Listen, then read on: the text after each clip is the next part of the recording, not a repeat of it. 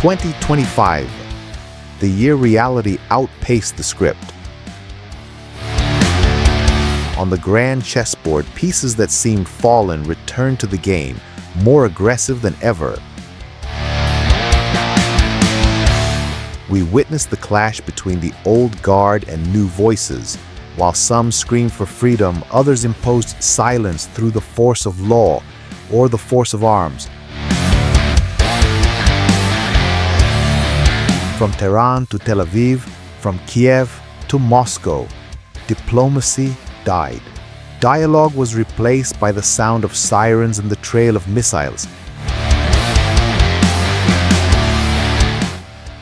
In Latin America, borders burned. We saw the conflict between the judge's pen and the dictator's boot. People in the streets, the system at its limit. The sacred trembled too.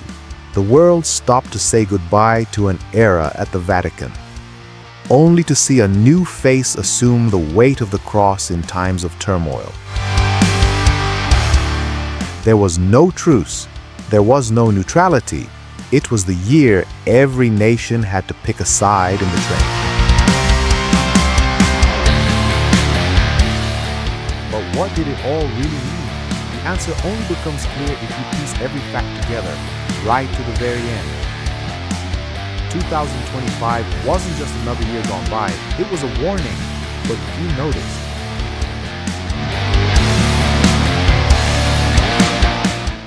This is the 2025 Retrospective.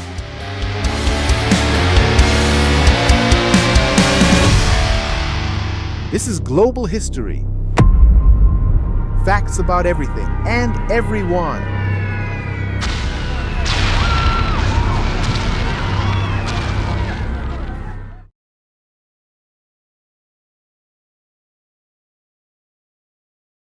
The power shock.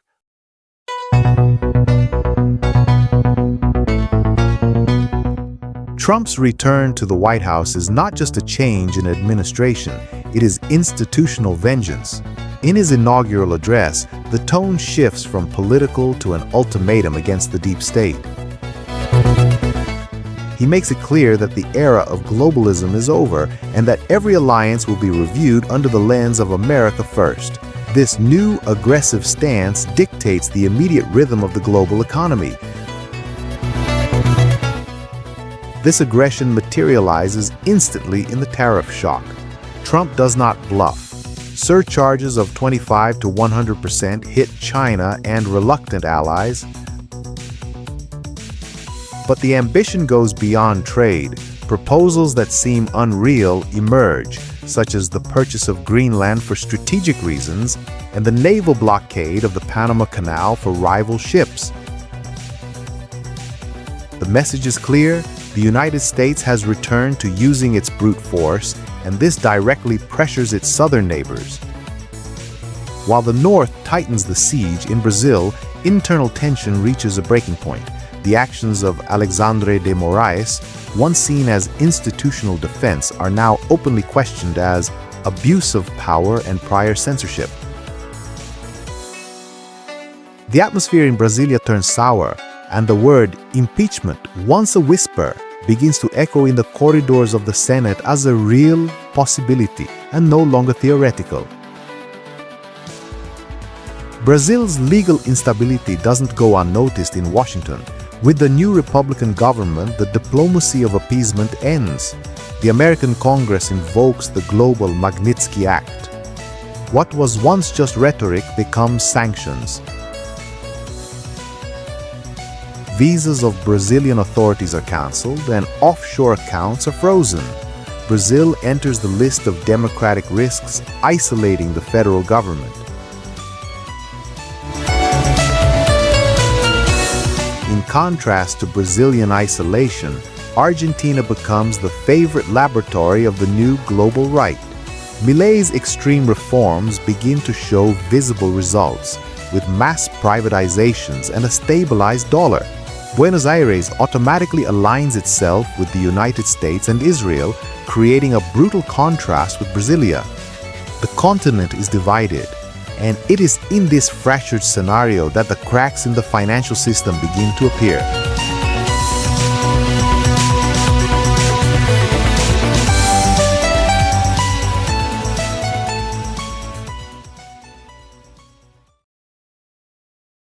the system collapse.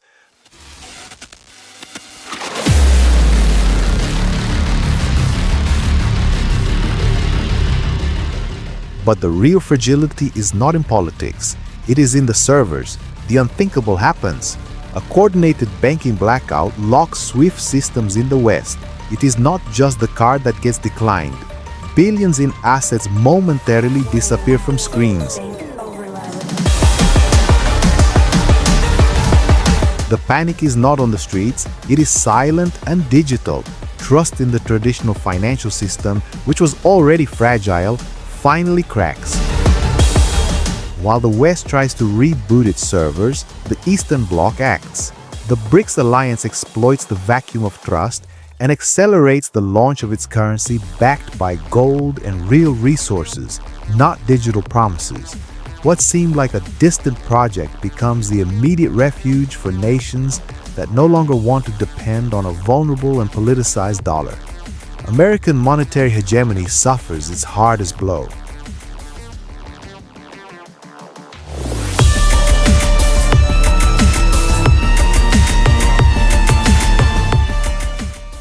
Feeling the siege closing in, the United States reacts in the information war. Under the justification of national security and data protection, the ban on TikTok is finally executed.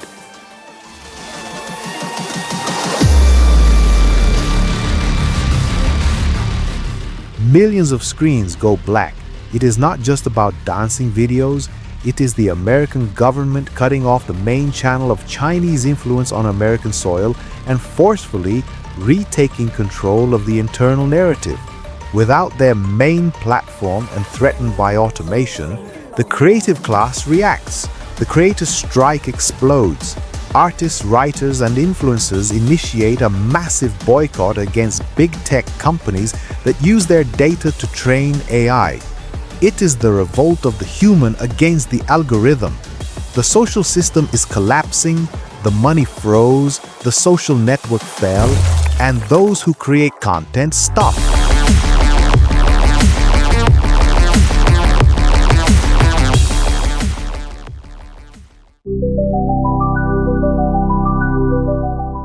The future has begun.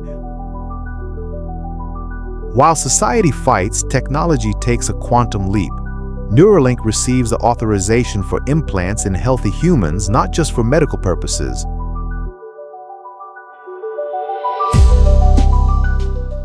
The barrier between mind and machine begins to dissolve. The concept of learning changes to downloading, creating a new caste of connected superhumans, leaving the biological mass behind. Looking at the sky, private initiative humiliates the state. SpaceX's Starship completes heavy cargo missions with success, making space accessible.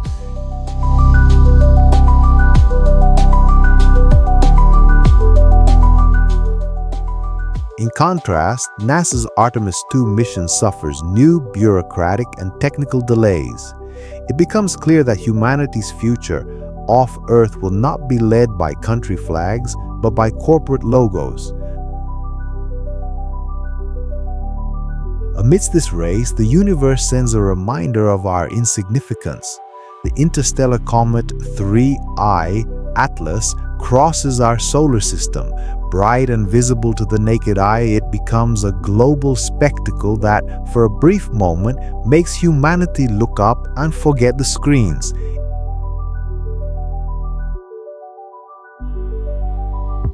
It is a cosmic omen. In a year of earthly chaos, science brings a practical miracle. The first high-precision home cancer detection test is approved and distributed. The diagnosis that once required hospitals and months of waiting is now done in a home bathroom, like a pregnancy test. Preventive medicine undergoes its greatest revolution, promising to save millions, but also threatening to collapse health insurance systems. Saturated with so much connection, implants, and algorithms, the counterculture emerges. Sales of dumb phones, cell phones that only make calls, explode. It is the movement of luxury disconnection. While an elite fuses their brains to the internet, a new resistance chooses silence and analog privacy as the true status of power.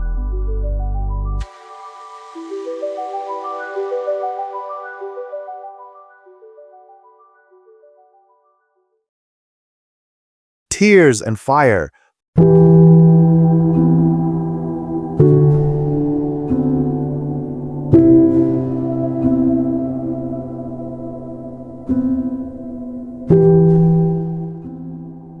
The world stops at the sound of St. Peter's bells. The death of Pope Francis marks the end of an era of attempts to modernize the Church. Global mourning is immense, but behind the scenes, the dispute for the throne of Peter has begun even before the funeral. The Catholic Church faces its greatest power vacuum in decades. The conclave is quick and surprising. The white smoke announces not a progressive, but a return to rigid conservatism as a response to the moral chaos of the world. The new pontiff takes office with a discourse of reconstruction of faith, signaling that the Church will cease to be diplomatic to become combative once again. Qui sibi nomen imposuit Leonem decimum quartum.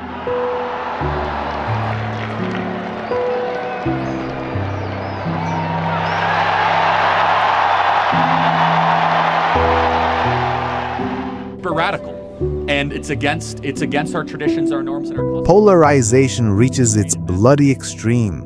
Charlie Kirk, one of the most influential voices of the new right, is brutally assassinated in public during a rally. The video of the attack goes viral without censorship, instantly transforming Kirk into a political martyr. The country goes into convulsions, with violent protests from both sides taking to the streets. It is no longer political debate. It is the beginning of an undeclared civil war. And reality burns. Los Angeles faces the worst fire in its history. Celebrity hills are evacuated in a hurry. Images of mansions burning live on TV serve as a cruel parable. Neither money nor fame protects anyone from the fury of uncontrolled nature. The Californian dream turns to ash.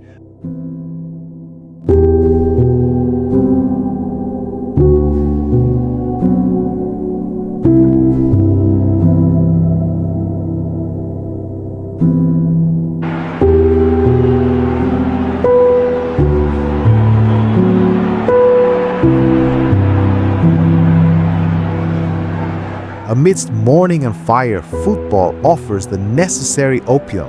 The new FIFA Club World Cup brings a shocking surprise.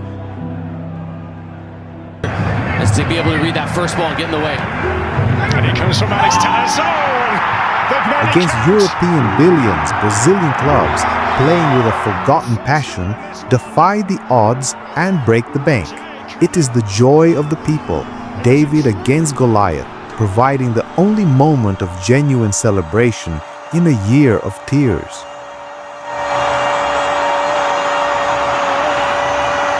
It's a chance and another goal!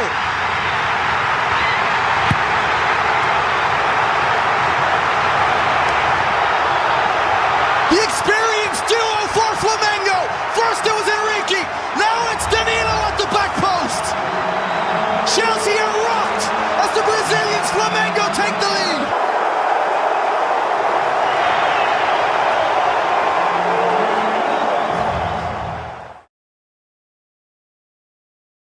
The world on fire.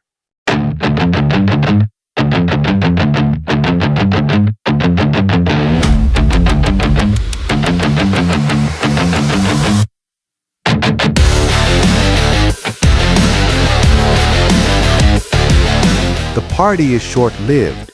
In Eastern Europe, the war in Ukraine enters its fourth year, but now the masks are off.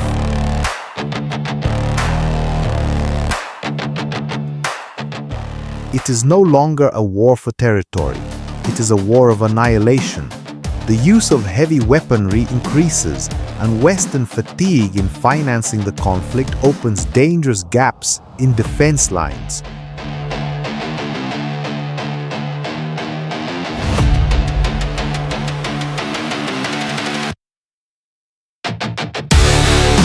The conflict ceases to be a headline and becomes a landscape of permanent death.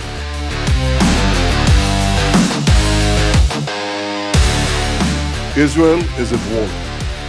But the true nightmare wakes up in the Middle East. The Cold War between Iran and Israel heats up. Direct attacks without intermediaries begin to occur. The Strait of Hormuz is threatened and oil prices skyrocket. The world holds its breath.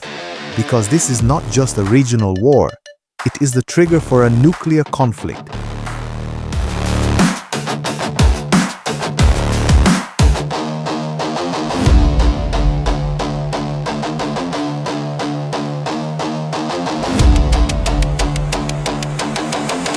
Es la gran zona entre Caracas, la capital del país, y el estado Close the La year, the Guaira, war enfrente arrives in del our mar. backyard. With the new American foreign policy, tolerance with Venezuela ends. Washington puts a bounty on Maduro's head and mobilizes fleets to the Caribbean. The rhetoric of liberation hides the interest in Venezuelan oil. South America ceases to be a spectator and becomes a stage for war. The year ends with the promise of invasion.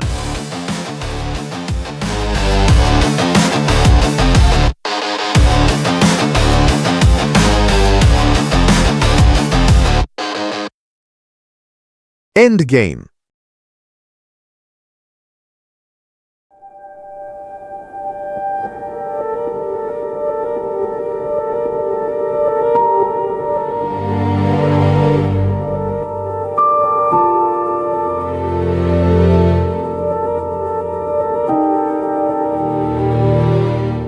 When the year came to an end, nothing felt truly settled. The headlines changed, the speeches repeated, but the world was no longer the same. Some decisions seemed too small to matter, others too vast to be understood in the moment. Only time offers that kind of translation. 2025 was a strange year, not for what it destroyed, but for what it revealed. It revealed fragile alliances, exhausted systems, truths that only held up as long as no one asked too many questions.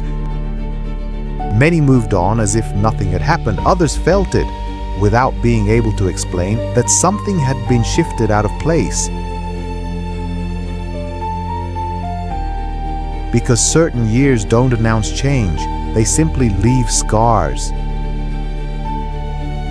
This record was not made to end a story. It was made to be revisited. Return to it in the future, compare, observe what has advanced, and what never went back to normal. 2025 didn't ask for attention, it left a warning.